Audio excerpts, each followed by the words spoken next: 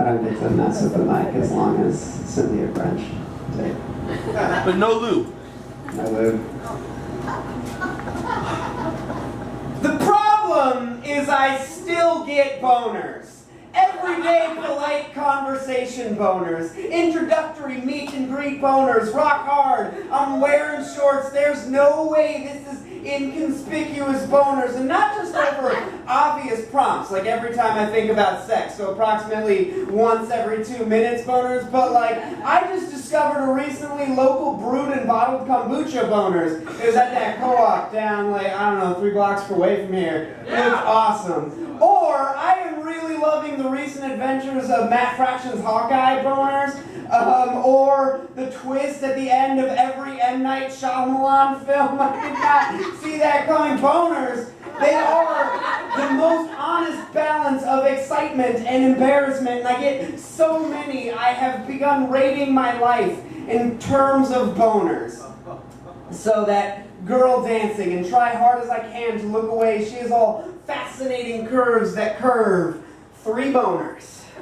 Or that cute girl gives me her phone number and a smile. 5 boners. Or her doing a reading on stage in front of a bunch of strangers and hoping they don't decide to check out my authenticity. Like 6.5 boners. Or my girlfriend breaking up with me and there's nothing I can do about it. 1 boner. It is the most helpless, but it was like totally useless because it's not going to save the relationship. And she's sitting there like, you know, tears are starting to form. And she's like, I just don't think there's anything. It's clear that we're not. And I'm like, it's very clear that we are still invested. I'm still invested. I feel like that's evidenced by, and it's just nothing was going on.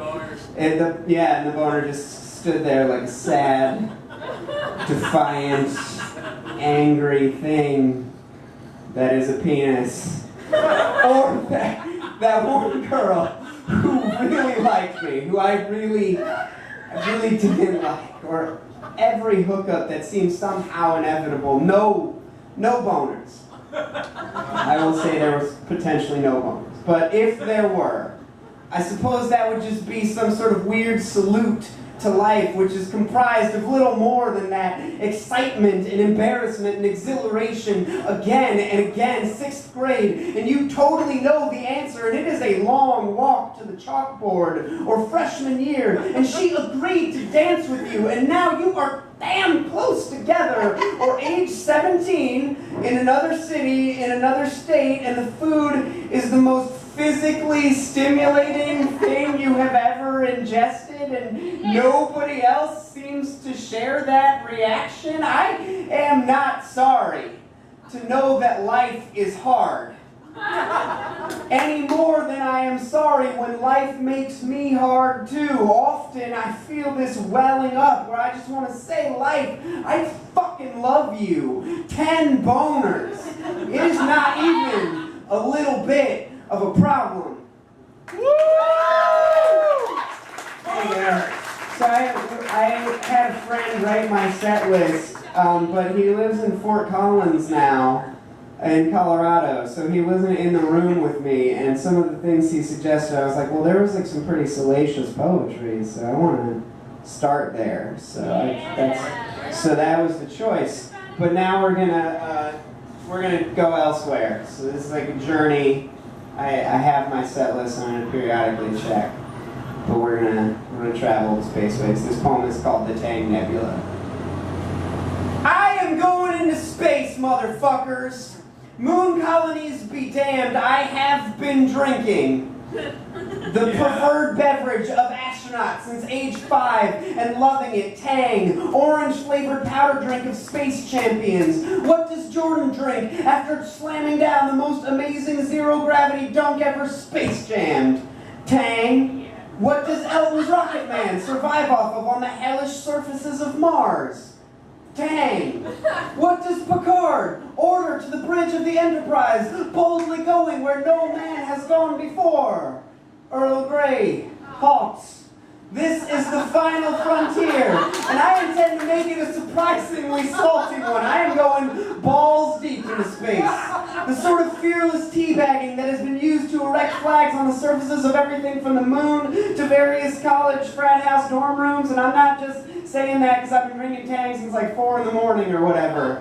I'm talking about all of the preparation that I've been doing for years to be ready for space. Like wearing moon shoes that my friend found in this free box so that I have a better understanding of how to moonwalk, or teabag and moon gravity or whatever, or attempting to pee into hoses that I inserted into my jeans from the bottom cuff because I assume that astronauts probably are hooked into some sort of similar contraption, or not sleeping for days on end because I believe astronauts probably have to be awake the entire time they are on the shuttle, and also sometimes I suffer from insomnia, or eating as much freeze-dried space ice cream as possible because in space they have fucking space ice cream and you just have to deal with that. It's like Forrest Gump shit up there, for real.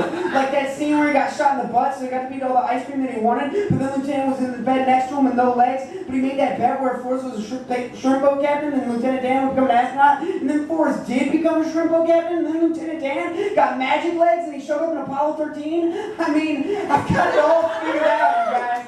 And I'm not saying I'm going to cut off my legs so I can get magic titanium space legs, but I am building a totally awesome fireproof spacesuit with built-in waste recycler tube. And I'm going to use that recycler tube to turn my pee into Tang, as I don't sleep for days on end, floating upside down while consuming as much freeze-dried space ice cream as I want. And it's going to be the most badass thing I ever do. Because why should space only be for the bored and the rich? Look, I know that Virgin Space is about to start chartering shuttles into orbit for a sweet $250,000, but isn't the whole notion of space for all of us to dream ourselves into, stretch out amidst, explore, and then clog up and ruin? Look, I realize that people with money are the best at ruining shit. But I can do that too. And I'm going to start with space, because it may only be a small walk to the grocery store, but it's a giant effort to get off the couch when I got to do it without moon shoes and this earth gravity, so soul-crushing, someone wrote it into law, always bringing me down, rooting me here, so small, so useless, so far away from the moon and the stars and the sky. When you first pour Tang mix into the water glass, it clouds up like a galaxy being born. We are still barely even able to conceive of how our universe created itself. Like it was just stirred up from the nothing, like everything was bright, bright black, and life opened up its brain and saw all this space and said, I am going there, motherfucker.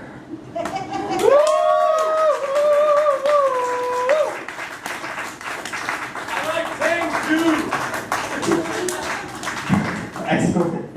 Yeah, I do these like writing drills sometimes where you just set a timer for a minute and somebody picks a word, you have to write on that word for a minute, and one of the words was Tang, and that 4-minute poem is the result of 1 minute of free writing about Tang with then a lot of revisiting it and extrapolating things.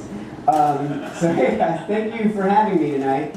I'm very excited to be here. That poem mentioned Virgin Space, and the reason I'm so invested in the Virgin Space program is I worked at the Virgin Megastore in San Francisco when I lived in the Bay Area.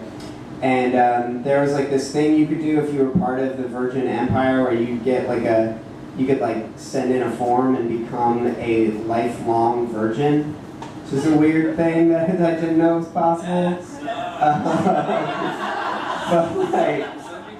But you get a badge with your face on it. The problem is that Virgin Megastore had been sold from the Virgin Empire, so we technically didn't qualify for this. And there's the Virgin, lifelong Virgin membership gets you discounted plane tickets and gets you a free phone and all sorts of weird shit. And I was really excited about potentially getting a discounted shuttle pass to go into space. And then I was like, oh yeah, I don't technically qualify because we are just a brand name that Richard Branson wants to keep in America while he launches airplanes and rocket ships. It's bullshit. That's 10 classic boners. It's 10 non-boners. But this next poem is from my time at Virgin Megastore, so that's why I brought that up. Friday, January 30th, 2009. Kat Von D is signing copies of her book, High Voltage Tattoo at the Virgin Megastore. 400 suicide boys and girls flank the entrance like a living mural. This new American fame involves a real beautiful base coat, your body, on television. Something every man, woman, and child wants.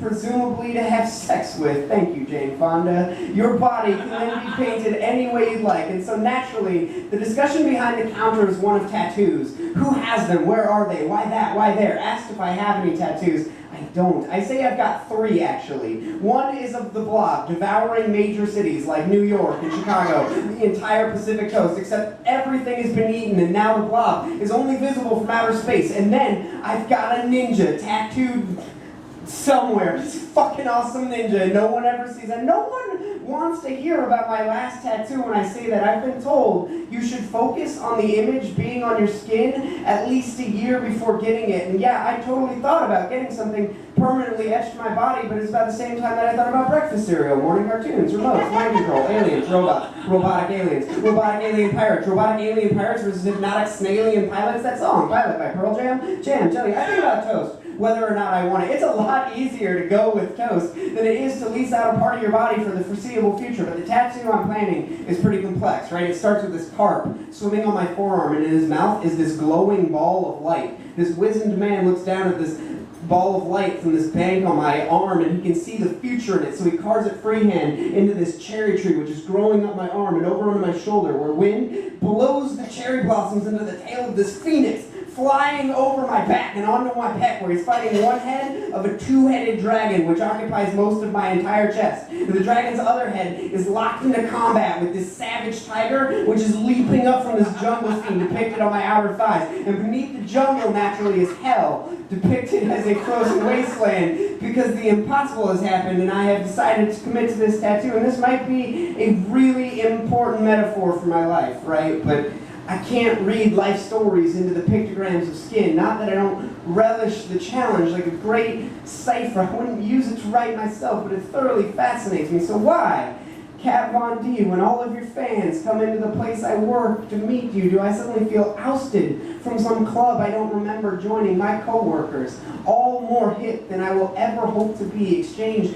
the deep significance of their skin, and I stand there blank, empty, and unimportant. Maybe I am not famous because I know I'm not famous. Is that what bothers me so much? You know, that my base coat never set in a pleasing enough way for people to just read art into me. But you know, I've kept up my fascination with modern art enough to know that a blank canvas isn't devoid of meaning any more than a bad collage. And this might be a really important metaphor for my life, right? This blank page, an uncluttered space, this constant, fresh start. Yeah.